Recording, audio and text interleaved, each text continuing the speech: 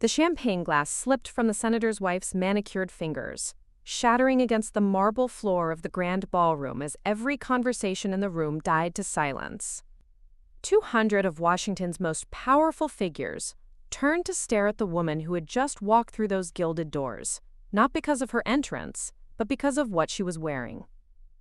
In a sea of designer gowns and tailored tuxedos, Sarah Martinez stood in her crisp military dress uniform, the very same uniform that had earned her nothing but sneers and whispered insults for the past hour. What none of them knew was that in exactly 7 minutes, the President of the United States would walk through those same doors, scan the entire room filled with senators, congressmen, and billionaires, and make a beeline straight to her. I'd love to know which corner of the globe you're watching from. And if this story speaks to you, make sure to subscribe. Tomorrow's video is one you absolutely can't miss. Sarah Martinez had received the invitation 3 weeks earlier. The cream-colored cardstock with its gold-embossed seal felt heavy in her hands as she read the elegant script. The honor of your presence is requested at the annual Congressional Achievement Gala. At first, she thought it was a mistake. Staff Sergeant Sarah Martinez, a military communications specialist from a small base in Virginia, didn't exactly run in the same circles as the political elite who typically attended such events. The invitation had come through official channels, part of a new initiative to recognize outstanding service members across different branches of the military. Sarah had been selected to represent the Army after her innovative communication protocols had saved 3 separate operations in the past year. Her commanding officer, Colonel Rebecca Hayes, had been thrilled. "This is huge, Martinez," Colonel Hayes had said, leaning back in her office chair. "You'll be rubbing shoulders with the most influential people in the country. Senators, congressmen, maybe even cabinet members. This could open doors you never imagined." Sarah had nodded politely, but privately, she felt a knot of anxiety forming in her stomach. She was comfortable briefing generals and coordinating with special forces units, but cocktail party small talk with politicians? That was entirely different territory. The weeks leading up to the gala had been a whirlwind of preparation. The Military Protocol Office had sent detailed instructions about proper dress uniform presentation, etiquette guidelines, and even a brief on the expected attendees. Sarah spent her evenings practicing conversations in the mirror, trying to sound natural while discussing her work without revealing classified information. Her younger sister, Maria, had called the night before the event. "I still can't believe my big sister is going to some fancy Washington party," Maria had laughed over the phone. "Mom would be so proud. Remember when she used to tell us that hard work would take us places we never dreamed of?" Sarah smiled at the memory. Their mother, Elena Martinez, had worked 3 jobs to put both daughters through school after their father died when Sarah was 16. Elena had always believed that with determination and integrity, her daughters could achieve anything. She had passed away 2 years earlier, never getting to see Sarah receive her sergeant's stripes or this incredible honor. The day of the gala, Sarah took extra care with her appearance. Her dress blues were immaculate, every ribbon perfectly aligned, her shoes polished to a mirror shine, her hair pulled back in a regulation bun. She looked at herself in the mirror one last time before leaving her small apartment. The woman staring back at her looked confident and professional, even if she didn't feel it inside. The grand ballroom at the Mayflower Hotel was even more intimidating than Sarah had imagined. Crystal chandeliers cast warm light over marble columns and gold-accented walls. Round tables draped in white linen filled the space, each set with more silverware than Sarah typically used in a week. The guest list read like a who's who of American politics and business. Sarah had arrived precisely on time. Military punctuality was ingrained in her, but she quickly realized that fashionably late was the norm for this crowd. The first 30 minutes were particularly awkward.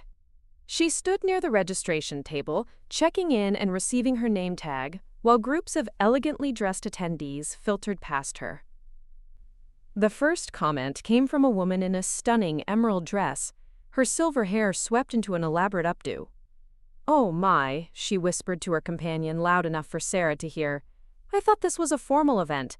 I didn't realize they were allowing, what do you call it, cosplay." Her companion, a distinguished man in his 60s, chuckled. "That's an actual military uniform, darling, though I must say, it seems rather out of place here, doesn't it?" Sarah felt her cheeks burn, but she maintained her composure. She had dealt with difficult personalities before. Drill sergeants who could reduce grown men to tears, hostile contacts in war zones, bureaucrats who treated soldiers like inconveniences. She could handle a few snide comments from people who had probably never served their country in any capacity. But the comments continued throughout the cocktail hour. Sarah found herself standing alone more often than not, watching groups of people network and laugh while she remained invisible. When she did try to join conversations, the responses were polite but dismissive. "And what do you do?" asked a woman who had introduced herself as a lobbyist for defense contractors. "I'm a communications specialist with the Army," Sarah replied. "I develop secure communication protocols for field operations." The woman's eyes immediately glazed over. "Oh, how technical," she said before quickly excusing herself to speak with someone else. A similar pattern repeated itself throughout the evening. People would ask what she did, listen to her response with barely concealed boredom, and then find excuses to move on to more interesting conversations. Sarah began to feel like a curiosity rather than a guest, something to be observed and dismissed rather than engaged with. The worst moment came about an hour into the reception. Sarah was standing near the bar, nursing a ginger ale and trying to look like she belonged, when she overheard a conversation between two men in expensive suits. "I don't understand why they have to invite these service people to events like this," one was saying. "It's not like they have anything meaningful to contribute to the conversation. Most of them barely finished high school." His companion nodded knowingly. "It's all optics. Politicians want to look like they support the military, so they parade them around like props. But really, what does some soldier know about policy or economics or anything that matters?" Sarah's grip tightened on her glass. Everything in her training told her to remain professional, to not engage, to represent her service with dignity. But hearing her fellow service members dismissed so callously made her entire body tense with anger. She was about to walk away when she heard footsteps behind her and a familiar voice that made every person in the room turn their heads toward the entrance. The murmur that rippled through the grand ballroom wasn't the usual polite acknowledgement of another dignitary's arrival. This was different, electric, charged with an energy that made every conversation halt mid-sentence. Sarah turned along with everyone else to see the advance team spreading through the room, their practiced movements and subtle earpieces unmistakable. Secret Service. President Catherine Wells entered the ballroom with the quiet confidence that had defined her political career. Unlike the other attendees who seemed to glide through the space with calculated charm, the president moved with purpose. Her navy blue dress was elegant, but understated, and her eyes swept the room with the sharp intelligence that had carried her from a small-town district attorney to the Oval Office.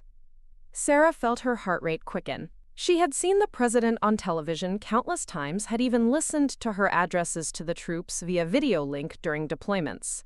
But seeing her in person created an entirely different sensation. This was the commander-in-chief, the leader of the free world, standing less than 50 feet away.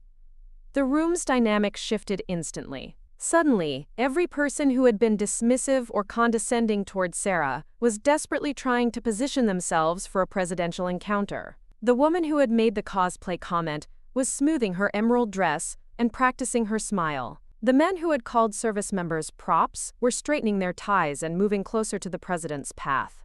What happened next would replay in Sarah's mind for years to come. President Wells paused in the doorway, her security detail flanking her as she surveyed the assembled crowd. Sarah watched as the president's gaze moved across the room, past the senators positioning themselves prominently near the entrance, past the business leaders who had contributed millions to various campaigns, past the socialites who graced the covers of Washington magazines. The president's eyes stopped when they reached Sarah. For a moment that felt like an eternity, President Wells simply looked at her. Sarah stood straighter instinctively, her military training taking over, even in this civilian setting. She wasn't sure if she should salute, nod, or simply maintain eye contact, so she did what felt natural. She met the president's gaze with the same respect and attention she would show any superior officer. Then President Wells smiled. Not the practiced political smile that Sarah had seen in countless photo ops, but something genuine and warm. And to the absolute shock of everyone in the room, the president began walking directly toward her. The crowd parted like the Red Sea. Senators who had been preparing their elevator pitches stepped aside in confusion. The woman in the emerald dress actually stumbled backward, her champagne glass slipping from her fingers to shatter against the marble floor. The sound of breaking crystal seemed unnaturally loud in the suddenly silent ballroom. "Staff Sergeant Martinez," President Wells said as she approached, extending her hand. Her voice carried easily through the quiet room. "I've been looking forward to meeting you." Sarah felt every pair of eyes in the room boring into her as she accepted the president's handshake. "Madam President," she replied, her voice steady despite the surreal nature of the moment. "It's an honor, ma'am."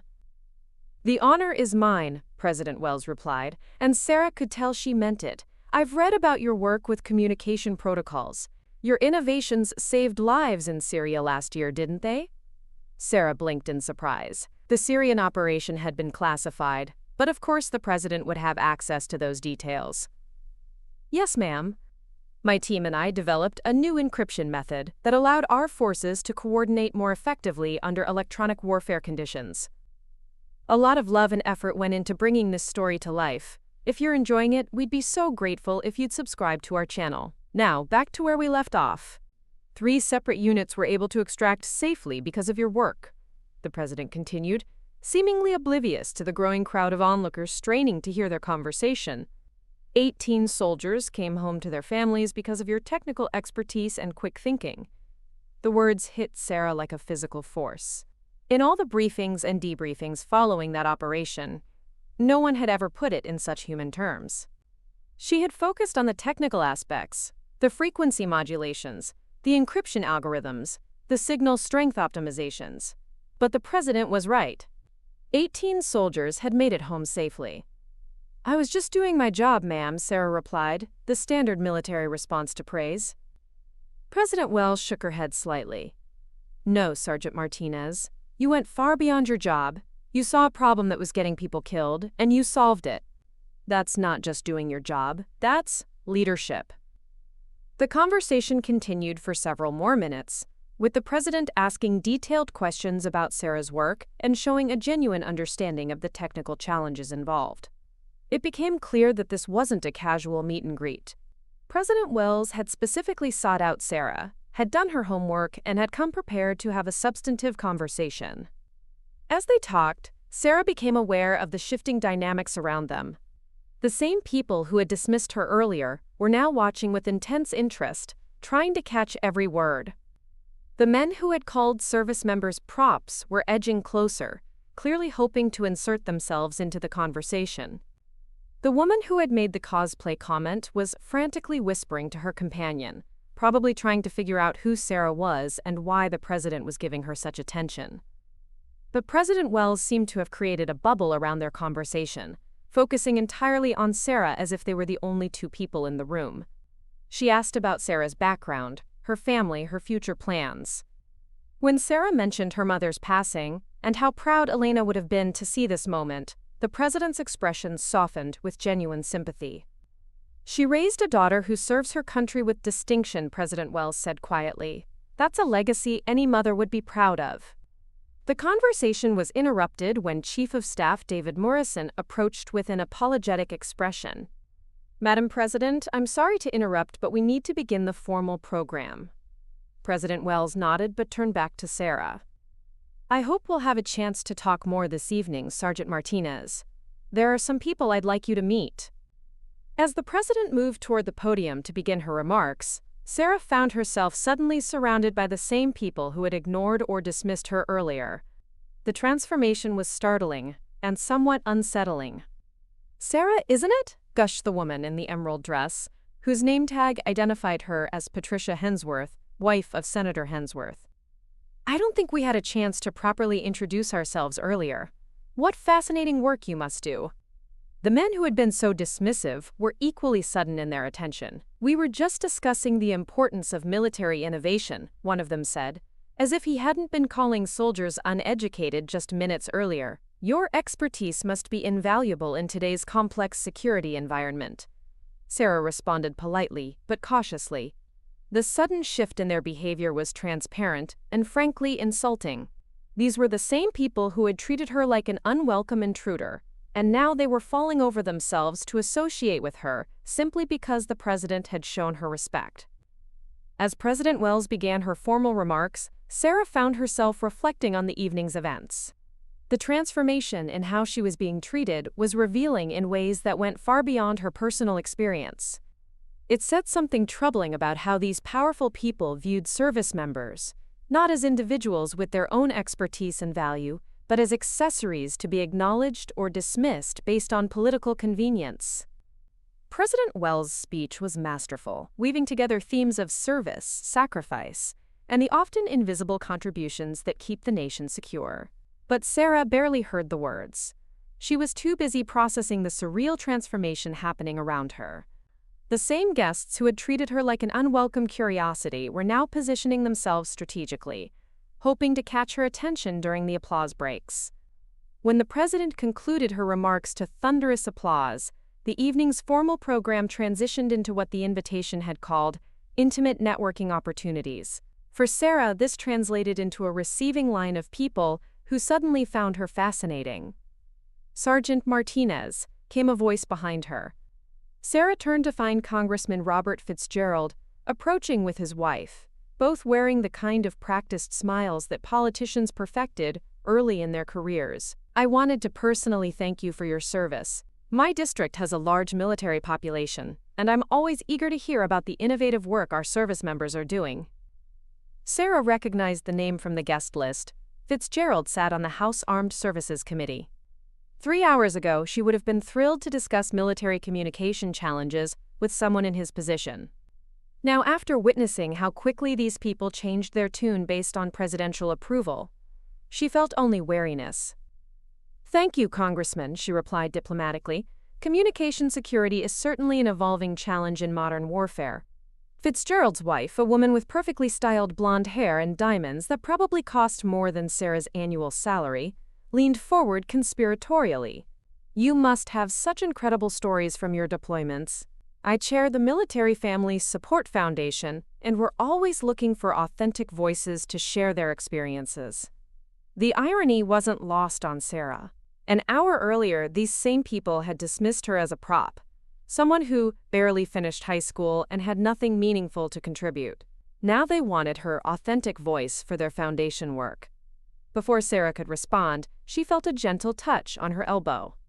Turning, she found herself face to face with General Patricia Hawkins, a woman whose reputation preceded her throughout the military. General Hawkins commanded respect not just for her rank, but for her brilliant strategic mind and her fierce advocacy for service members. "Sergeant Martinez," General Hawkins said with a slight smile that suggested she had been observing the evening's dynamics, "I wonder if I might steal you away for a moment. There are some people I'd like you to meet." Sarah excused herself from the congressman and his wife, grateful for the rescue. General Hawkins led her to a quieter corner of the ballroom, where a small group had gathered, other service members who had been invited to represent different branches and specialties. "Ladies and gentlemen," General Hawkins announced to the group, "I'd like you to meet Staff Sergeant Sarah Martinez. Her communication protocols prevented a disaster in Syria that could have cost dozens of lives." The group welcomed Sarah warmly, and for the first time all evening, she felt like she was among people who understood her world. There was Master Chief Petty Officer James Thompson from the Navy's Cybersecurity Division, Captain Lisa Chen from the Air Force's drone program, and Lieutenant Colonel Michael Torres from the Marines Special Operations Command. "How are you holding up?"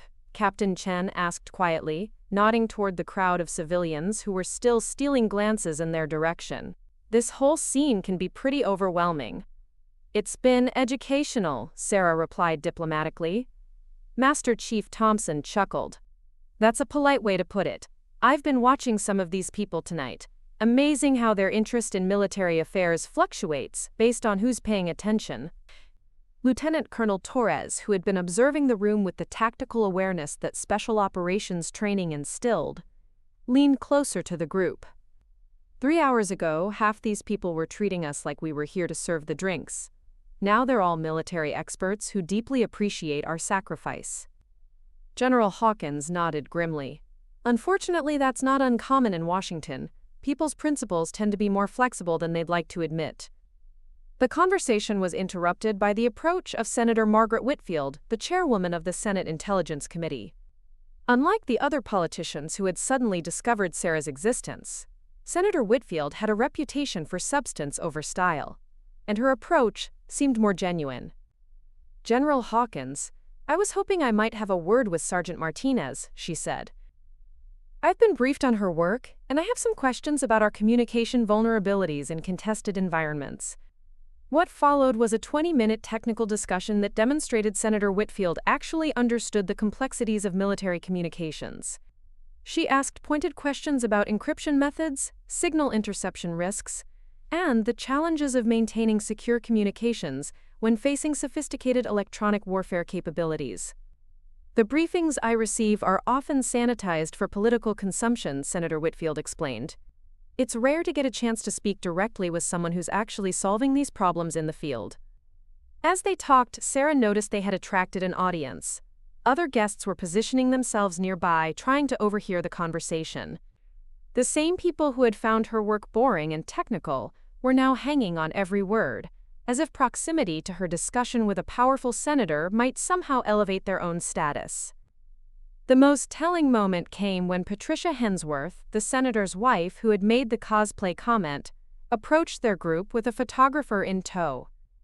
"Senator Whitfield, Sergeant Martinez," she gushed, "would you mind if we got a photo for the Foundation's newsletter? I think it's so important to highlight the strong relationship between our political leaders and our brave service members." Sarah felt her jaw clench. This was the same woman who had mocked her uniform just hours earlier, and now she wanted to use Sarah as a photo opportunity for her own publicity. Before Sarah could respond, General Hawkins stepped forward with a smile that didn't reach her eyes. "Mrs. Hensworth, how thoughtful of you to suddenly take such an interest in highlighting our service members. I don't recall seeing much coverage of military personnel in your Foundation's previous materials." The comment hung in the air like a challenge. Patricia Hensworth's practiced smile faltered for just a moment before she recovered. "Well, we're always looking to expand our focus areas," she said weakly. "I'm sure you are," General Hawkins replied smoothly. "Perhaps you could start by learning the names and backgrounds of service members before photographing them. Authentic relationships tend to produce more meaningful coverage." The photographer, sensing the tension, quietly melted back into the crowd. Patricia Hemsworth made a hasty excuse and retreated, her cheeks flushed with embarrassment. Senator Whitfield had watched the exchange with obvious amusement. "General Hawkins, you have a talent for diplomacy," she said dryly. 25 years in Washington will teach you how to handle people who confuse publicity with patriotism," the general replied. As the evening progressed, Sarah found herself in several more meaningful conversations with people who genuinely understood and valued military service. But she remained acutely aware of the performative interest from others who had dismissed her earlier. The contrast was stark and unsettling. The most revealing moment came near the end of the reception. Sarah was saying goodbye to her fellow service members when she overheard a conversation between two of the guests, who had been particularly dismissive earlier in the evening. "Did you see how the president singled out that soldier?" one was saying to the other. "We should have made more of an effort to connect with her earlier. Could have been valuable for networking." "Absolutely," the other replied. "I had no idea she was someone important. Next time, we need to do better research on these military guests. Never know which ones might have political value." Sarah felt a mixture of disgust and pity. These people still didn't understand that her value wasn't political, it was human. She had dedicated her career to protecting the country that allowed them to live their privileged lives, and they still saw her only as a potential networking opportunity. The evening was winding down when Chief of Staff David Morrison approached Sarah once again. This time, his expression carried a different weight, something more serious than the polite interruption from earlier. "Sergeant Martinez," he said quietly, "the president would like to speak with you privately before she leaves. Would you be available for a few minutes?" Sarah felt her pulse quicken. A private audience with the president was beyond anything she had imagined when she first received the invitation. "Of course, sir." Morrison led her through a side door into a smaller adjoining room that had been set up as a private office for the evening. The space was elegant but functional, with a mahogany desk, leather chairs, and walls lined with historical photographs of previous presidential visits to the hotel. President Wells was seated behind the desk, but she stood as Sarah entered. The formal atmosphere of their earlier public interaction had shifted to something more intimate and serious. "Please sit down, Sergeant," the president said, gesturing to one of the chairs across from the desk. "I apologize for pulling you away from the reception, but I wanted to discuss something important with you." Sarah took the offered seat, her military training keeping her posture straight despite her curiosity about what could be so urgent. "Of course, Madam President." President Wells leaned forward slightly, her expression thoughtful. "I wasn't entirely truthful earlier when I said I'd been looking forward to meeting you. The truth is, I specifically requested that you be invited tonight because I have a proposition for you." The words caught Sarah off guard. She had assumed her invitation was part of the general military recognition program, not a personal request from the president. "Your work in Syria caught the attention of some very important people," President Wells continued. "Not just military leadership, but intelligence officials who understand the broader implications of your innovations. The communication protocols you developed aren't just saving lives in combat, they're revolutionizing how we think about secure communications in hostile environments." Sarah remained silent, unsure where this conversation was heading but sensing its significance. "We're facing challenges that go far beyond traditional warfare," the president explained. "Cyber attacks on our infrastructure, electronic warfare capabilities that can cripple our communications, state-sponsored hackers who can penetrate systems we thought were secure. The old approaches aren't sufficient anymore." The president paused, studying Sarah's face carefully. "I'm creating a new position within the National Security Council, a Director of Advanced Communications Security. It would involve working directly with the intelligence community, the Pentagon, and civilian agencies to develop next-generation security protocols. The work would be classified at the highest levels, and the responsibility would be enormous." Sarah felt her breath catch. What the president was describing sounded like a dream assignment, the kind of role that could shape national security policy for years to come. "I'm offering you that position," President Wells said simply. The words hung in the air between them. Sarah stared at the president, struggling to process what she was hearing. A few hours ago, she had been standing alone at a reception, dismissed by people who thought she had nothing to offer. Now the President of the United States was offering her a position that would put her at the center of the nation's most critical security challenges. "Madam President," Sarah said carefully, "I'm deeply honored by your confidence in me, but I have to ask, why me? There are officers with more experience, more education, higher ranks." "Experience and education matter," President Wells interrupted gently, "but they're not everything. What you have is something rarer, the ability to see problems that others miss, and the creativity to solve them in ways no one else has considered. The Syrian operation proved that. You didn't just follow protocols, you invented new ones when the old ones failed." The president stood and walked to the window overlooking the city. "I've been in politics for 15 years, Sergeant Martinez. I've learned to recognize the difference between people who can execute existing plans and people who can create entirely new solutions. You're in the second category." Sarah felt overwhelmed by the magnitude of what was being offered. "What would this mean for my military career?" "You would maintain your commission but be detailed to the NSC," President Wells explained. "The position would come with a promotion to captain and eventual lieutenant colonel track. You'd be working with the best minds in intelligence and technology, with resources that most people can only dream of." The offer was extraordinary, but Sarah found herself thinking about the evening's earlier interactions. "Madam President, may I ask you something?" "Of course." "Did you know what was happening tonight? How were some of the guests treating the military personnel?" President Wells turned back to face her, and Sarah saw something hard flash in her eyes. "I had reports," she said quietly. "That's actually part of why I wanted to meet with you personally, rather than through normal channels." The president returned to her seat. What you experienced tonight is unfortunately common in Washington. Too many people view service members as political props rather than individuals with unique expertise and value. It's one of the reasons I want someone like you in a senior position, someone who understands both the technical challenges we face and the human cost of the decisions we make. Sarah felt a surge of respect for the president. Not only had she recognized Sarah's contributions, but she understood the broader cultural issues that affected how military personnel were perceived and treated. I saw how you handled yourself tonight, President Wells continued. You maintained your professionalism even when people were dismissive or condescending. You engaged substantively with those who were genuinely interested in your work, and you didn't let the politics distract you from the mission. Those are exactly the qualities I need in this position. Before Sarah could respond, there was a soft knock on the door. Morrison entered with an apologetic expression. Madam President, I'm sorry to interrupt, but we really need to move to the next event. President Wells nodded but held up a hand. Give us 2 more minutes. After Morrison left, the president turned back to Sarah. I don't need an answer tonight, but I do need one soon. This position needs to be filled within the next month, and there are congressional briefings that will require your input. Sarah's mind was racing. The opportunity was incredible, but it would mean leaving her current unit, her team, the work she had spent years building. It would also mean entering a world of politics and bureaucracy that tonight had shown her could be both inspiring and deeply cynical. Can I ask who else knows about this offer? Sarah said. At this point, just myself, my Chief of Staff, the National Security Advisor, and the Secretary of Defense. If you accept, we'll need to brief congressional leadership, but your current command structure won't be informed until we're ready to announce.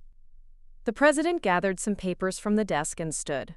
Sergeant Martinez, I want you to know that tonight's reception confirmed my instincts about you. Watching how you navigated those social dynamics while maintaining your integrity told me everything I needed to know about your character. As they walked toward the door, President Wells added, one more thing, the people who dismissed you tonight, they'll be calling your office by Monday, trying to set up meetings and offering their support for whatever projects you're working on. Power has a way of changing people's memories about how they treated someone. Sarah couldn't help but smile at that. Should I take their calls? That's entirely up to you, the president replied with a slight grin. But I'd suggest remembering who showed you respect when it didn't benefit them politically. As they reached the door, President Wells extended her hand once more. Think about it, Sergeant. Your country needs people like you in positions where you can make a real difference. Tonight proved that you're ready for that kind of responsibility. Walking back into the ballroom, Sarah felt like she was seeing everything through new eyes. The same people were still there, still networking and posturing, but the context had completely changed. She was no longer just a staff sergeant who had been honored for her service. She was potentially about to become one of the most important people in national security. The drive back to Sarah's apartment felt surreal. She sat in the back of the taxi, still wearing her dress blues, watching the lights of Washington blur past the window. The weight of the president's offer pressed down on her like a physical force.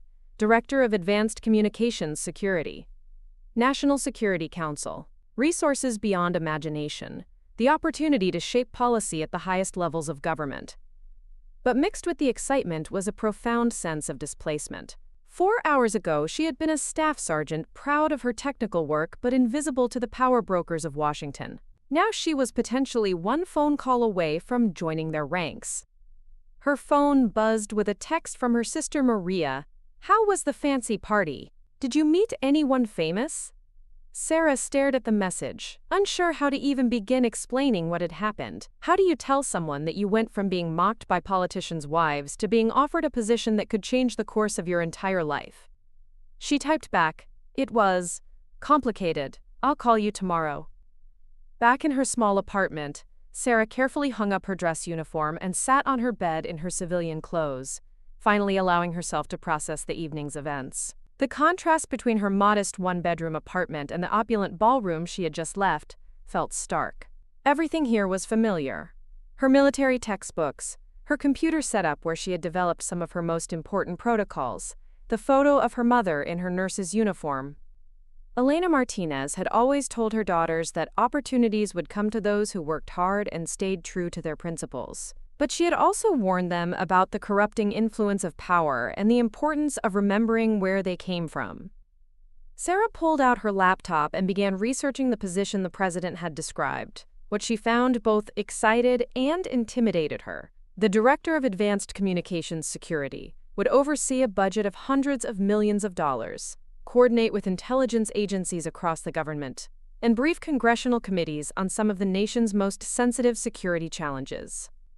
The current cybersecurity landscape was indeed as dire as President Wells had suggested. Foreign adversaries were conducting increasingly sophisticated attacks on American infrastructure. Military communications had been compromised in several recent operations. The old methods of securing information were proving inadequate against new threats. But as Sarah read through classified briefings she could access through her current security clearance, she realized something troubling. Many of the problems could have been prevented with better implementation of existing technologies. The issue wasn't just developing new solutions. It was overcoming bureaucratic resistance to change and political considerations that often trumped security concerns. Taking the NSC position would mean entering that world of political calculation and compromise. It would mean working with people like those she had met tonight, individuals who might support her initiatives not because they understood their importance, but because supporting them served their political interests. Her phone rang, startling her from her thoughts. The caller ID showed her commanding officer, Colonel Hayes. "Martinez," Colonel Hayes said without preamble. "I just got a very interesting phone call from the Pentagon. Care to explain why the Secretary of Defense's office is asking about your current assignment status?" Sarah felt her stomach drop. She hadn't expected word of the president's offer to spread so quickly through military channels. "I'm not sure I understand, ma'am," she replied carefully. "The call was vague, but they wanted to know about your security clearance level, your current projects, and whether you had any overseas deployment obligations in the next 6 months. That's not the kind of inquiry you get about routine personnel matters." Colonel Hayes paused, and Sarah could hear the concern in her voice. "Martinez, you've been my best communications specialist for 3 years. If someone's trying to poach you for a Pentagon assignment, I need to know about it." Sarah closed her eyes, weighing her options. She trusted Colonel Hayes, but the president had emphasized the sensitive nature of the offer. "Ma'am, I was approached tonight about a potential opportunity, but I haven't made any decisions yet. I'm still processing what it would mean." "What kind of opportunity?" "I can't provide details yet, but it would involve working on advanced communication security at a very high level." Colonel Hayes was quiet for a moment. "Sarah, I've been in the Army for 22 years.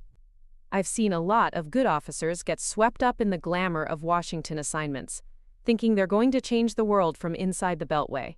Most of them end up frustrated and burned out." The warning hit closer to home than Sarah expected. Colonel Hayes had always been a mentor, someone whose judgment she trusted implicitly. "On the other hand," Colonel Hayes continued, "I've also seen what happens when the people making decisions about military technology have never actually used that technology in the field. Maybe it's time someone like you had a seat at that table." After ending the call with Colonel Hayes, Sarah found herself more conflicted than before. The colonel's warning about Washington burnout was valid, but so was her point about bringing real-world experience to policy decisions. Sarah walked to her kitchen and made a cup of tea, a ritual that always helped her think clearly. As she sat at her small dining table, she thought about the people she had met tonight and what they represented. There were the opportunists like Patricia Hensworth, and the businessmen who had dismissed her, people who would suddenly find her fascinating if she took the NSC position, not because of who she was, but because of the power she wielded. But there were also people like General Hawkins and Senator Whitfield, individuals who seemed to genuinely care about effective governance and national security. Working with people like them could be incredibly rewarding. Most importantly, there was President Wells herself. Whatever Sarah thought about politics in general, she had been impressed by the president's knowledge, her directness, and her apparent commitment to placing qualified people in important positions regardless of political considerations. Sarah's laptop chimed with an encrypted email. The sender was listed only as NSC Communications, but when she opened it, she recognized Chief of Staff Morrison's digital signature. Sergeant Martinez, the email read, per the President's instructions, I'm forwarding some additional information about the position we discussed. Please review the attached materials and let us know if you have any questions. We would appreciate a response by Friday. The attachments included a detailed job description, organizational charts showing how the position would fit within the NSC structure, and a classified briefing document outlining current threats to American communication infrastructure. Reading through the materials, Sarah felt a growing sense of excitement despite her reservations. The scope of the work was exactly the kind of challenge she had always dreamed of tackling. The resources available would allow her to implement solutions on a scale that was impossible in her current position. More importantly, the briefing document made clear that the threats facing American communications were escalating rapidly. Without significant improvements to security protocols, the next major conflict could see American forces operating blind, their communications compromised before they could even deploy. Sarah thought about the 18 soldiers whose lives had been saved by her work in Syria. In the NSC position, she could potentially save thousands more by developing and implementing better security measures across the entire military. But accepting the position would also mean leaving behind the hands-on technical work she loved.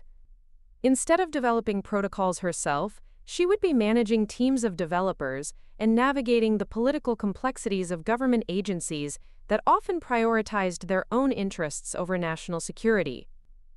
As she prepared for bed, Sarah realized that the decision ultimately came down to a simple question: where could she do the most good? Her current position allowed her to solve specific technical problems and see the immediate results of her work.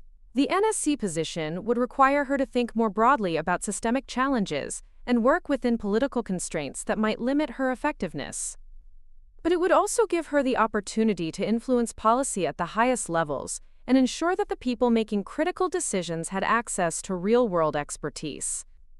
Tomorrow, she would need to call President Wells with her answer.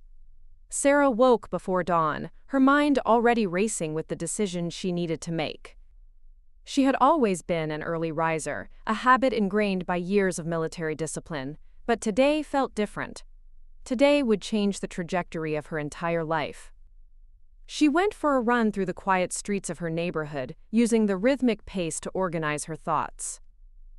As her feet hit the pavement, she thought about her mother's advice. Mija, when facing a difficult decision, ask yourself not what will make you happy, but what will make you proud when you're old and looking back on your life. By the time Sarah returned to her apartment, she knew what she had to do. At exactly 08:00 hours, she placed the call to the number Chief of Staff Morrison had provided. The phone rang twice before she heard the familiar voice. This is President Wells. Madam President, this is Staff Sergeant Martinez. I'm calling with my answer to your offer. I hope you've had time to consider everything carefully, the President replied, and Sarah could hear the genuine interest in her voice. Yes, ma'am. I accept the position. There was a brief pause, then Sarah heard what sounded like a smile in the President's voice. Outstanding, Sergeant. I believe you're going to make a tremendous difference in this role. What followed was a rapid series of conversations about transition timelines, security briefings, and the complex process of moving from military assignment to NSC detail. Sarah would have 2 weeks to wrap up her current projects and transfer her responsibilities. The promotion to captain would be effective immediately, with fast-track consideration for lieutenant colonel within 18 months. By noon, Sarah's phone was ringing constantly. Somehow, word of her appointment had leaked through the Washington network faster than she thought possible. The first call came from Patricia Hensworth. Captain Martinez! Patricia's voice was sickeningly sweet. I just heard the wonderful news about your appointment. I wanted to reach out personally to congratulate you and invite you to our charity luncheon next month. I think you'd be perfect as our keynote speaker. Sarah almost laughed at the transparent opportunism. This was the same woman who had mocked her uniform and suggested she was engaging in cosplay. Now she wanted Sarah as her keynote speaker. Mrs. Hensworth, Sarah replied evenly, I appreciate the invitation, but I'll be quite busy with my new responsibilities. I'm sure you understand.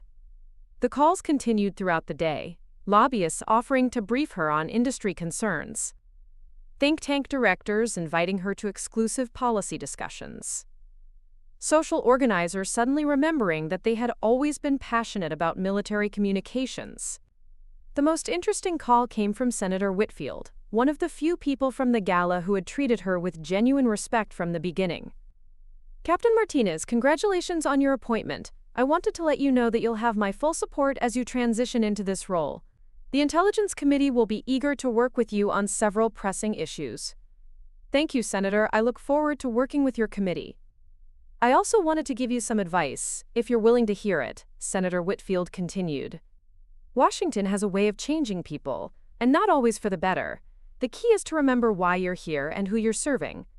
It's not the people at cocktail parties, or the ones calling you today because they want something.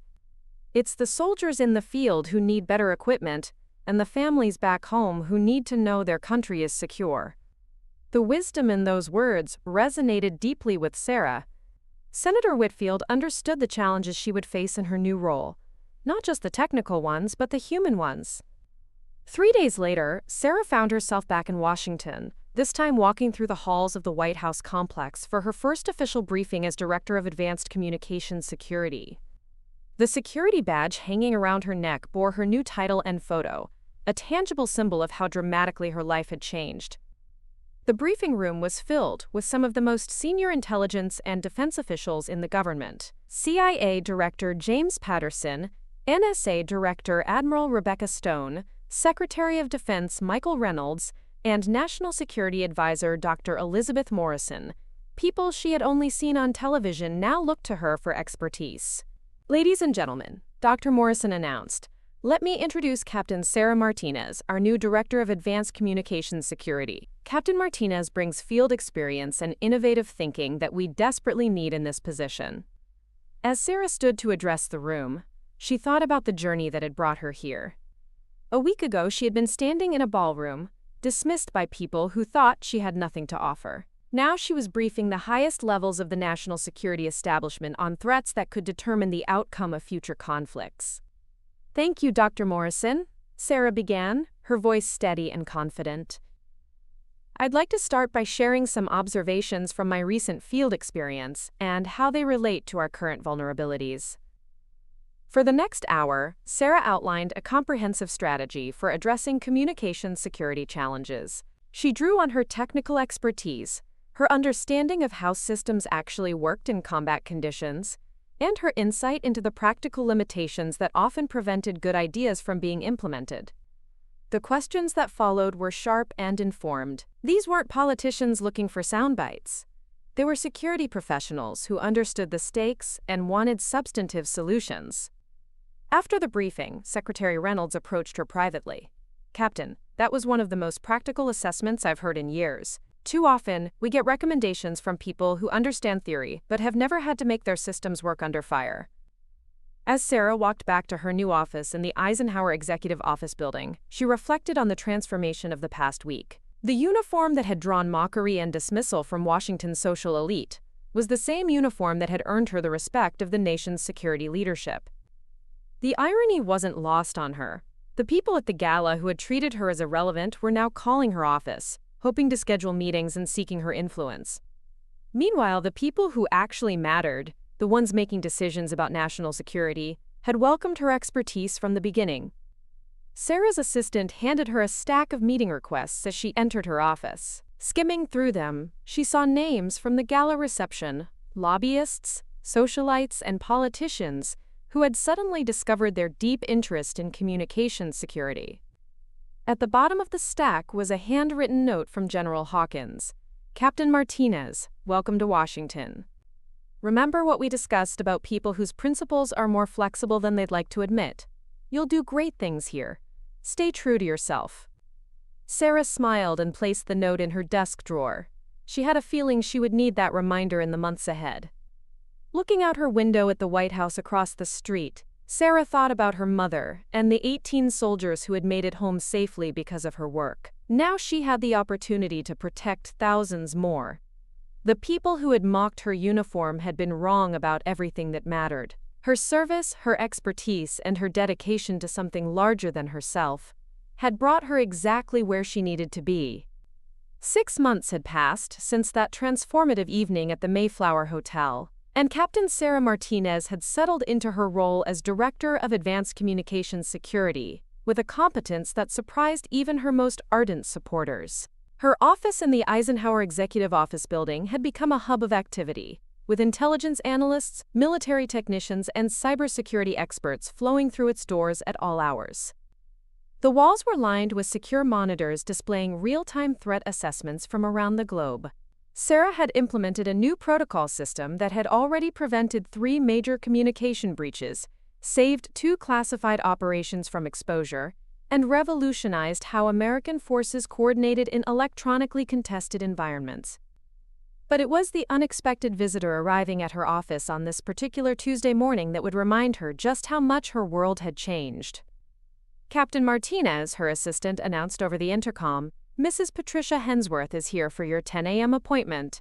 Sarah looked up from the classified briefing she was reviewing, momentarily confused.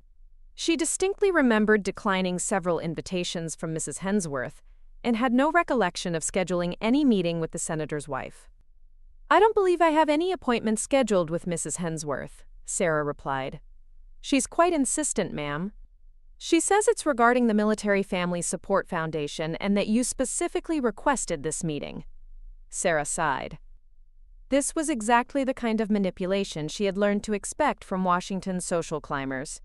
Patricia Hensworth had apparently decided that showing up unannounced and claiming a scheduled meeting would force Sarah to see her. "Send her in," Sarah said after a moment, "but limit it to 10 minutes. Patricia Hensworth entered the office with the same calculated confidence she had displayed at the gala, but Sarah immediately noticed subtle differences. The designer outfit was slightly less expensive, the jewelry more understated. Even Washington's elite had to adjust their presentations when entering the realm of serious government business. "Captain Martinez," Patricia gushed, extending a manicured hand, "thank you so much for making time in your incredibly busy schedule. I know how important your work is to our national security." Sarah shook the offered hand politely but remained standing, a clear signal that this would be a brief encounter. "Mrs. Hensworth, I'm afraid there's been some confusion. I don't recall scheduling this meeting." Patricia's smile faltered for just a moment before recovering. "Oh, of course. Your staff must have simply forgotten to update your calendar. These things happen in such high-pressure environments."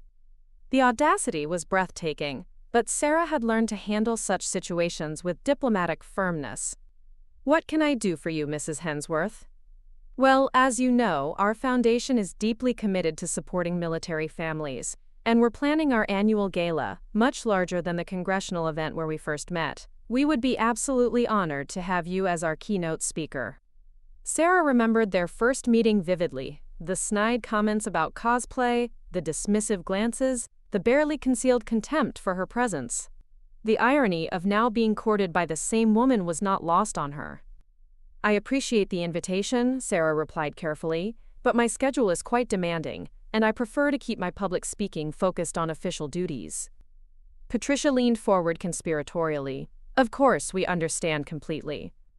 But this would be an incredible opportunity for you to connect with some of the most influential people in Washington. Members of Congress, Fortune 500 CEOs, major media figures, the kind of connections that could be invaluable for your career advancement." There it was, the assumption that Sarah's motivation was personal advancement rather than public service. It was the same fundamental misunderstanding that had characterized so many of her interactions with Washington's social elite. "Mrs. Hensworth," Sarah said with a slight smile, "I think you may be misunderstanding my priorities. I'm not looking to advance my career through social connections. I'm here to do a job that protects American lives." Patricia's expression shifted slightly, revealing a flash of frustration beneath her polished exterior. "Well, of course, public service is admirable. But surely you understand the importance of building relationships in this town. People who could support your initiatives, provide funding for your projects, help you navigate the political complexities of your position." Sarah walked to her window, looking out at the White House grounds where she could see Marine One preparing for departure. President Wells was leaving for a summit on international cybersecurity, a summit where Sarah's recommendations would play a crucial role in shaping American policy. "Mrs. Hensworth," Sarah said without turning around, "let me ask you something. Do you remember what you said when you first saw me at the Congressional Gala?" The question hung in the air like a challenge. Sarah could see Patricia's reflection in the window, and the woman's face had gone pale. I'm not sure I understand what you're referring to," Patricia stammered. Sarah turned to face her directly. "You made a comment about cosplay. You wondered aloud whether formal events should allow what you called inappropriate costumes." Patricia's carefully constructed composure cracked completely. "Captain Martinez, If I said something that could be construed as insensitive, I sincerely apologize. It was certainly not intended to." "Mrs. Hensworth," Sarah interrupted gently, "I'm not looking for an apology. I'm trying to help you understand something important. The uniform you mocked that night represents years of service, sacrifice, and expertise. It represents 18 soldiers who came home safely because of work I did in Syria. It represents countless hours spent developing systems that protect American lives." Sarah moved back to her desk, where photos of her fallen comrades sat alongside technical manuals and classified briefings. "You saw that uniform and immediately dismissed its value, because it didn't fit your social expectations. Now you want to invite me to speak at your gala, not because you've developed a deeper appreciation for military service, but because my position gives me the kind of political influence you want to access." The words were delivered without anger or accusation, but their impact was devastating. Patricia Hensworth stood frozen, her carefully rehearsed pitch completely derailed by this unexpected confrontation with her own hypocrisy.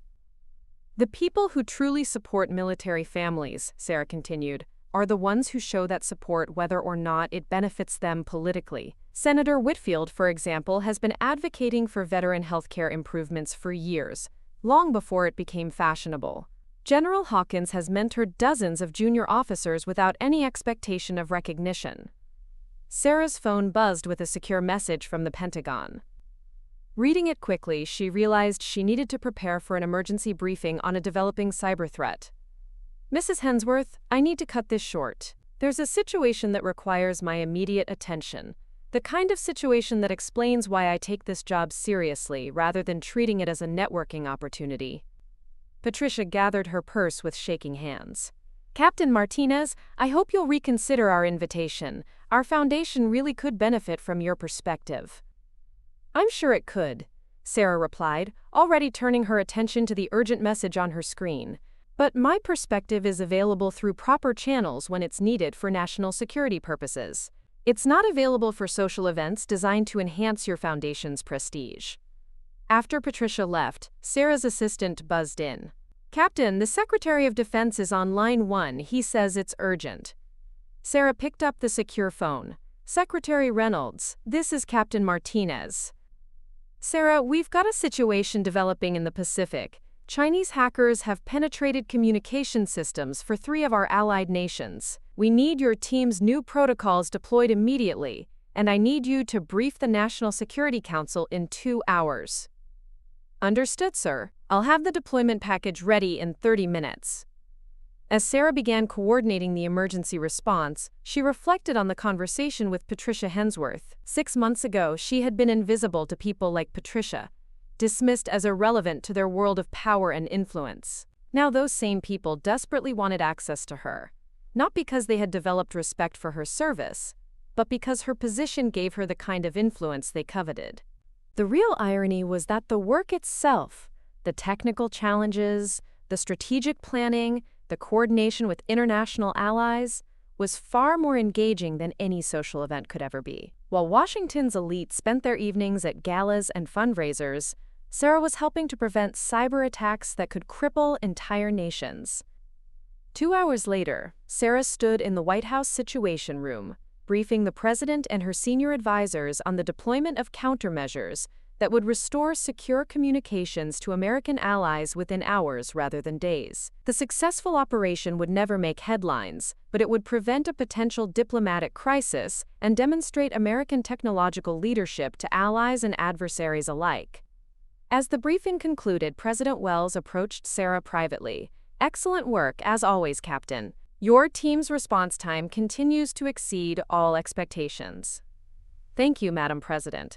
The new protocols are proving even more effective than we anticipated. President Wells smiled. I heard you had an interesting visitor this morning. Patricia Hensworth? Sarah was surprised the president knew about such a minor meeting. Yes, ma'am, she wanted me to speak at her foundation's gala. I imagine she did. Patricia has been calling members of my staff for weeks, trying to arrange an introduction. She apparently believes that association with high-level officials will enhance her social standing. The president paused, studying Sarah's expression. I hope you're not finding these kinds of requests too burdensome. Unfortunately, they're part of the territory in Washington. They're manageable, ma'am. Though I have to admit, the irony is sometimes overwhelming. How so?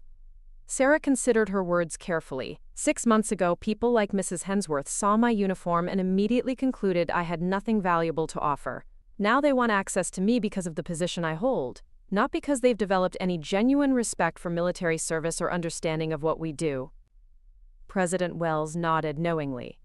That's one of the less attractive aspects of this city. People's interest in you will often correlate directly with your perceived influence, rather than your actual expertise or character. The president walked to the secure communications console where real-time updates showed the successful restoration of Allied communication networks. But here's what I want you to remember, Captain. The work you're doing here, preventing cyber attacks, protecting our allies, keeping our forces safe. This matters more than any social event or political connection. The people who dismissed you at that gala 6 months ago, they're irrelevant to your mission. As Sarah left the White House that evening, she walked past the same hotel where the congressional gala had taken place. The memory of that night felt like something from another lifetime. She had been the same person then, same expertise, same dedication, same commitment to service. But the respect she commanded now had nothing to do with social recognition and everything to do with proven results. Her phone buzzed with a text from her sister Maria. Saw you at the news briefing today. Mom would be so proud. Sarah smiled, thinking about Elena Martinez and her simple philosophy about hard work and integrity leading to unexpected opportunities. Her mother had been right, though she probably never imagined her daughter would end up briefing presidents and preventing international crises. The uniform that had once drawn mockery and dismissal now opened doors to the most important conversations in the country. But more importantly, the expertise and character behind that uniform had earned her the opportunity to make a real difference in protecting the nation she had sworn to serve. As Sarah walked toward her car, she passed a group of young military personnel heading to dinner after their shifts at various Pentagon assignments. They wore their uniforms with the same pride she had felt that night at the gala, representing something larger than themselves despite any dismissive comments they might encounter from people who didn't understand their value. Sarah made a mental note to invite them to speak at the next cybersecurity conference she was organizing. Unlike Mrs. Hensworth's social events, it would be a forum where their expertise would be genuinely valued and their contributions would make a lasting difference. The people who had mocked her uniform had taught her something valuable about Washington, that respect based on political convenience was worthless, while respect earned through competence and dedication was unshakable. She had found her place among the latter, and no amount of social climbing by the former could change that fundamental truth. Looking for more? We've got 2 amazing stories ready for you right on screen. If this one touched you, these are absolutely worth your time. Click to watch them now. And hey, subscribe and hit that bell to never miss our latest uploads.